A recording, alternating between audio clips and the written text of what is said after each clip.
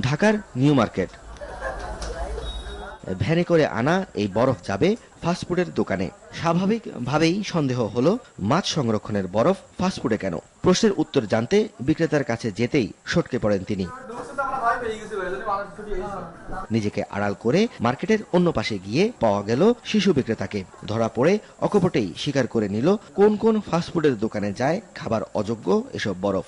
মিটবলস, Yusuf fast food, Paris, corner fast food, Riceman, Sharmili, Venicia, আবার fresh food, Breadman, chicken village, আর Venicia এক, আর liberty fast food, family food plus.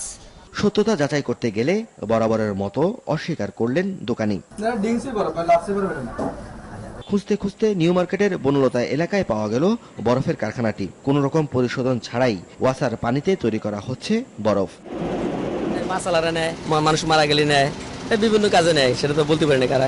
লাশের বরফ, মাছের বরফ একই। আপনারা যেগুলো লাচ্ছির দোকান যায় ওগুলো ভিতরে ফিট দিয়ে দিই, যা মাছ ও মৃতদেহ সংরক্ষণে ব্যবহার হওয়ার কথা। অথচ মানুষের আকৃতিতে থাকা কিছু জীব এই বরফই লোকজনকে অন্ধকারে রেখে খাইয়ে দিচ্ছে।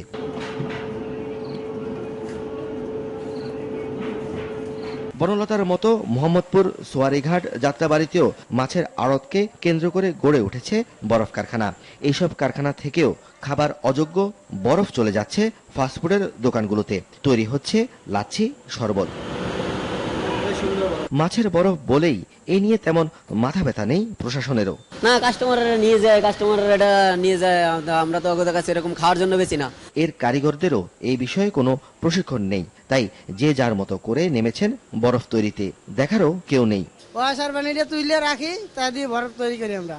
বরফটা এখন আর কি মাছেই যায়, শীত তো খায় না মানুষ, আর যখন গরম পড়ে তখন মানুষে খায়ও, মাছেও দেয় আর কি। বিশেষজ্ঞরা বলছেন, পানিকে সরাসরি বরফ করা হলে এর মধ্যে থাকা জীবাণু বরফে থেকে যায়, তাই ক্ষতিও হয় একই পরিমাণ। পানি বাহিত যত ধরনের জীবাণু আছে, যত ধরনের অসুখ বিসুখ আছে, পানির দ্বারা যত রকমের ক্ষতিকর জিনিস আছে, সেগুলো আসতে পারে। খাবারের মধ্যে দেওয়ার জন্য যে বরফ, সেটার জন্য বিশুদ্ধ পানি, এটা তাদেরকে নির্ধারণ করে দিতে হবে। পানিটা নিরাপদ খাদ্য আইনে খাদ্য হিসাবে ঘোষণা করা হয়েছে।